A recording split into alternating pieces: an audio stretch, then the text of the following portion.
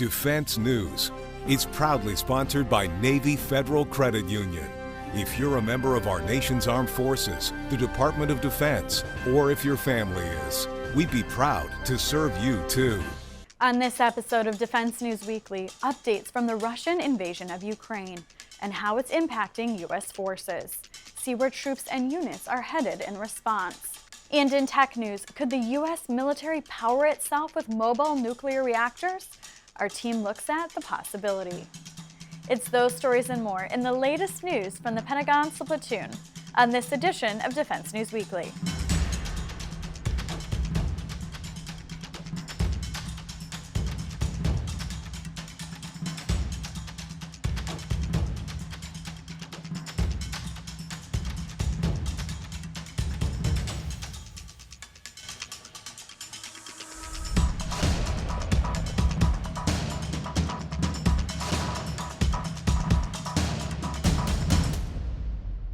Welcome back to Defense News Weekly. I'm Andrea Scott. First up, of course, news from the Russian invasion of Ukraine. Along with worldwide impacts from the conflict, the U.S. has reacted with a number of troop movements to place forces in NATO countries close to the fighting. For a look at the latest U.S. moves, we go to Daniel Woolfolk and our Pentagon Bureau Chief Meghann Myers. Meghann, you've been covering the American response to the crisis in Ukraine from the Pentagon. There is some troop movement. They're not exactly getting involved in the fight, but there are troops going overseas. Tell me a little bit about that. So the Pentagon has committed, it's up to 14,000 American troops now to Europe, not to Ukraine, of course, not to fight in Ukraine, none of that. And there are two different kinds of deployments that are going on. There's about 7,000 of those troops who have been committed to go unilaterally to different countries. So through the Baltic countries, Poland, Bulgaria, Hungary, Germany, Romania. And the rest of them have been activated as part of NATO's response force, which is a 40,000 troop organization that NATO puts together to respond to crises just like this. It's the first time that it's ever been activated in its history. And so the U.S. has committed thousands of troops to that mission. We're not entirely sure yet who is going to be part of it or how many total, but a brigade combat team from Fort Stewart has already made its way to Germany to await further instructions for how they might get involved. And the other mission, the ones with partners, tell us a little bit about that one. So there's varying sort of situations that are going on. In Poland, there's a lot of training with Polish troops, but also the 82nd Airborne is there, almost 5,000 of them. And they have sort of a concurrent mission to help American evacuees coming across the border from Ukraine if they're, if they need assistance. They've helped a handful of people, mostly people who need like some food, some water, an internet connection, but no heavy duty refugee situation there. And then there are some places where there's aircraft. So we sent some F-35s to the Baltic countries. They are going to do some flights there, some training, and same thing with Apache attack helicopters are going to be up in that area doing the same sort of with the local forces, but doing just some regular training flights and just being there, being present to make everybody feel more comfortable. In terms of the NATO response force, is there any kind of indication of what their job might be, or if there's kind of a go-ahead of, actually move into Ukraine or move closer? The idea would not be to move into Ukraine. The NATO response force is there to defend NATO. So really the situation where that would arise is generally some sort of Russian miscalculation where they accidentally, in the course of, invading Ukraine and being within Eastern Europe, if they accidentally attack troops or facilities in Poland or other countries like that, then the NATO response force would be fully activated to go respond to that. But there's no situation where NATO would go into Ukraine to deal with a Russia-Ukraine conflict. I see. Meghann, thank you for joining us. Thanks for having me. And on to your military headlines. The Navy said this week that the junior sailor accused of setting the fire that destroyed the amphibious assault ship Bonhomme Richard will be taken to court-martial. Seaman recruit Ryan Sawyer Mays was charged with aggravated arson and willful hazarding of a vessel in connection to the July 12, 2020 fire, which led to the Navy scrapping the $1.2 billion flat top. While Mays has been charged with starting the fire, a subsequent Navy investigation revealed failures at all levels to extinguish the inferno, which burned for nearly 5 days. A date has not yet been set for Mays' arraignment. Also in the Navy, an investigation remains ongoing into how the guided missile destroyer Stockdale damaged its sonar dome on January 21st while the ship was underway. No sailors were injured in the Class A mishap, which entails damages exceeding $2.5 million. The ship remains in port in Japan, quote, while the repair plan is being finalized. And that's it from the military this week. When we come back, we visit a protest near the White House to hear from people here at home about what they think President Joe Biden should do to help Ukraine.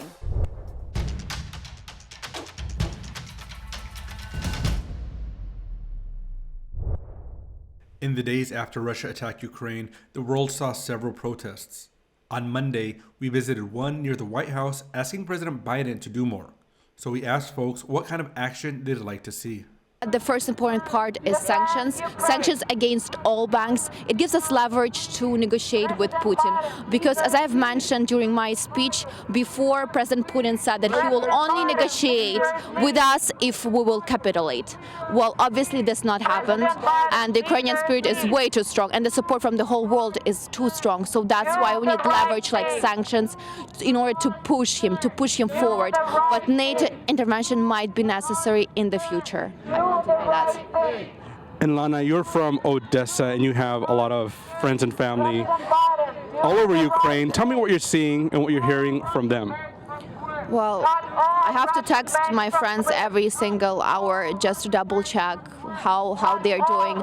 The situation in Kyiv in central part is the worst because this is the target, and the war is really strategic and it was planned.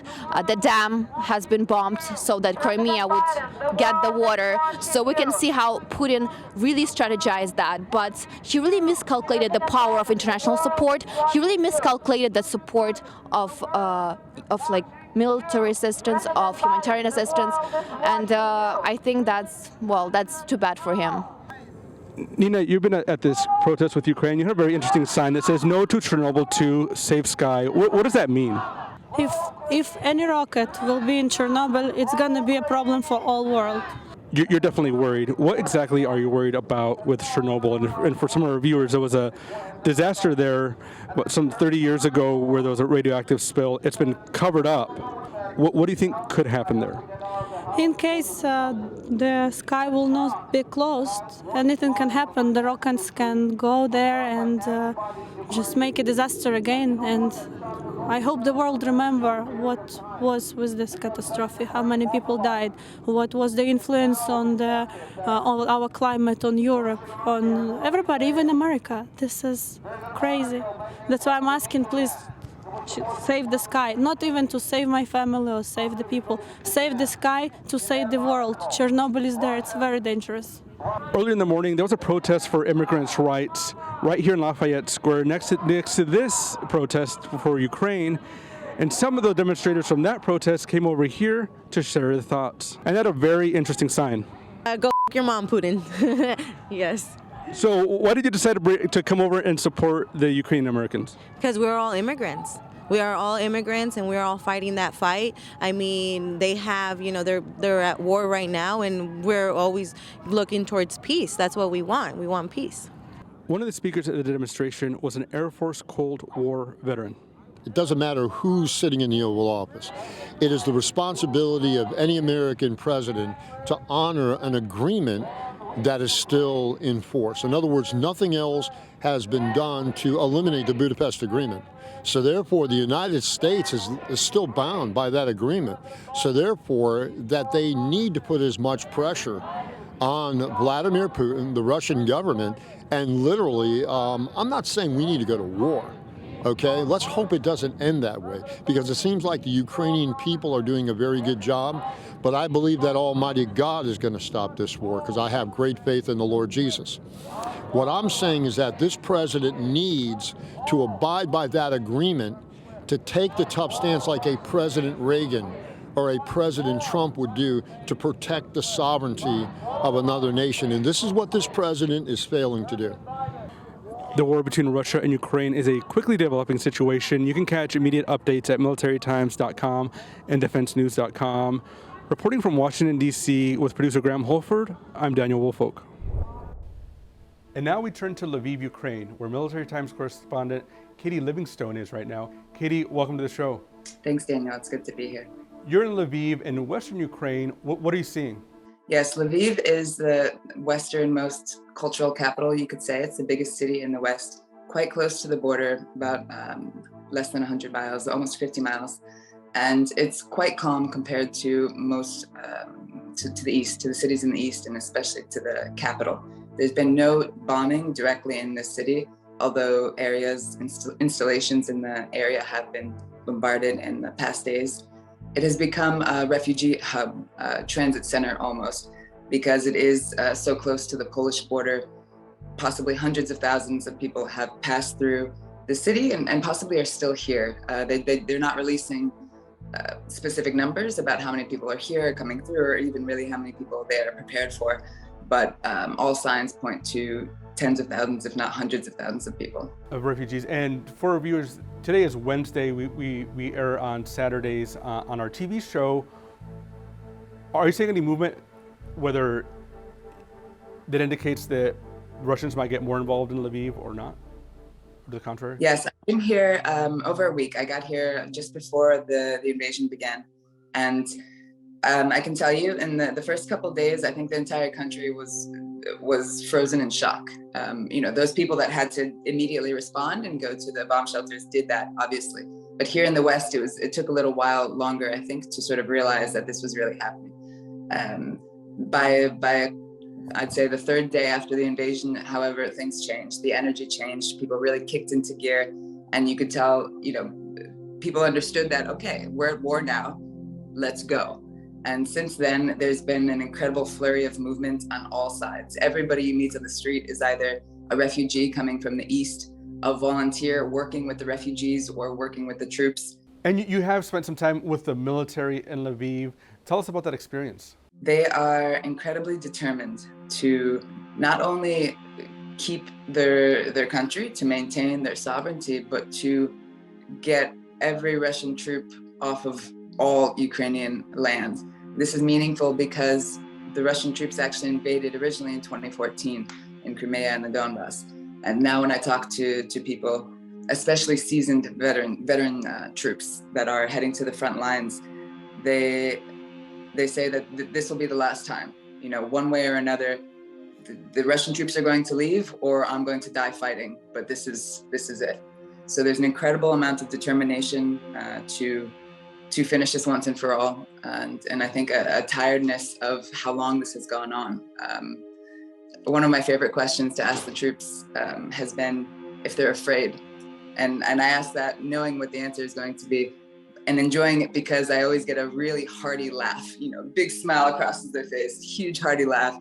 The last Army major, I believe, I spoke with, when I asked him that question, he looked at me in the eyes and he said, I haven't been afraid since 2014. And I get that sense from the troops I speak to. Do they have the equipment they need, the supplies they need? I ask these troops those questions. Of course, no one is sharing, much detail naturally.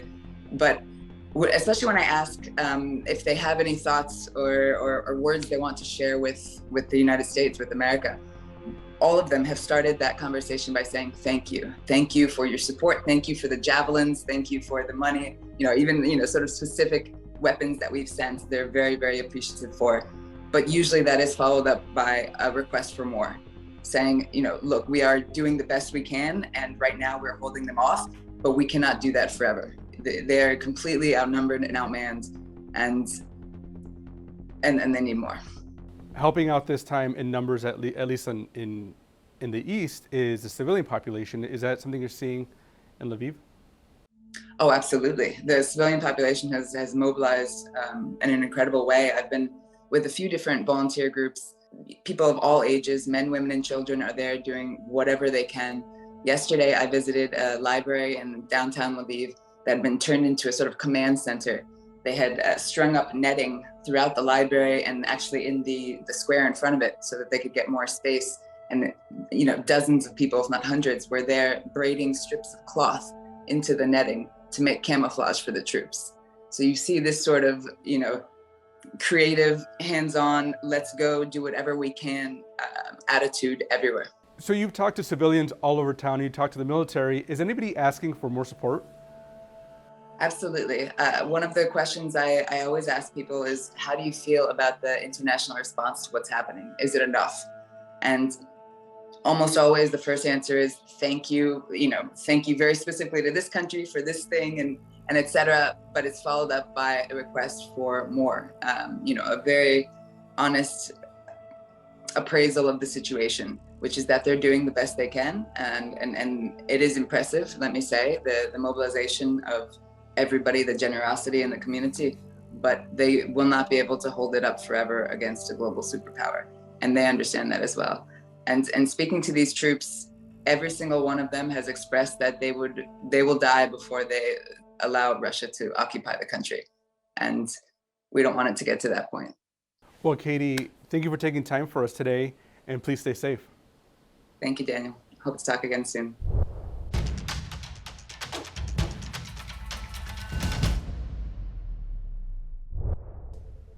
Welcome back.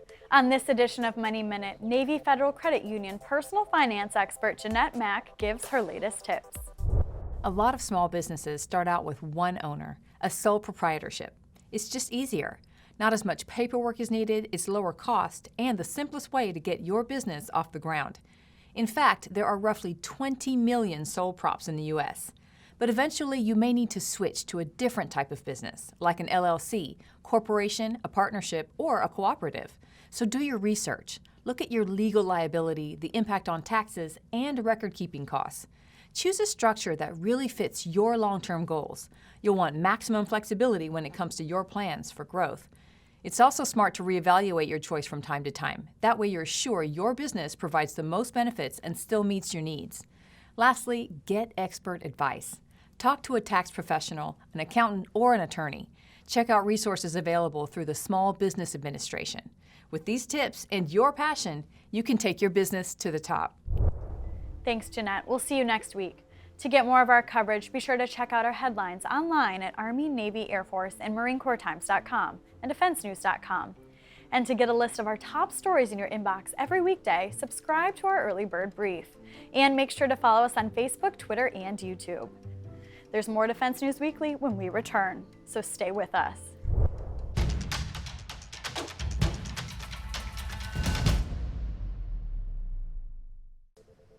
Nuclear reactors are usually reserved for remote buildings and even ships and submarines.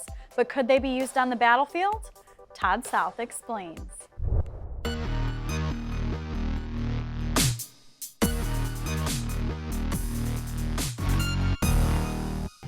It's a prototype of the Army's first mobile nuclear power plant, a major technological advance in the military application of nuclear power.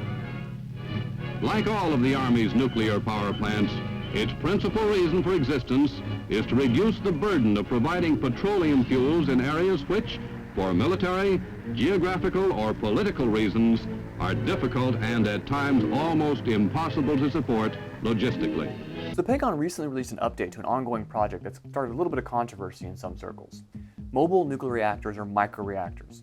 Back in 2018, the Army G4 released a report calling for a look at these micronuclear reactors or creating prototypes of them to basically fuel and provide energy for forward operating bases. Now, even though we're kind of out of the forward operating base game with COIN and counterterrorism in Iraq and Afghanistan, there are going to be situations in which different kind of basing and different kind of operations and missions will call for more austere areas to be used and may not have easy supply lines to ports or to other ways to get logistics to them. In the past 20 years, a big vulnerability of those forward operating bases was their supply line. It provided ways for enemies to attack the supply line via air or ground, and also reduced the ability of that forward operating base to be effective in a combat environment. And fuel is no small issue for the military for providing energy. The U.S. military, the Department of Defense, uses 10 million gallons of fuel every day, year in, year out. So any reduction in that can be a help as a logistical burden and also for cost.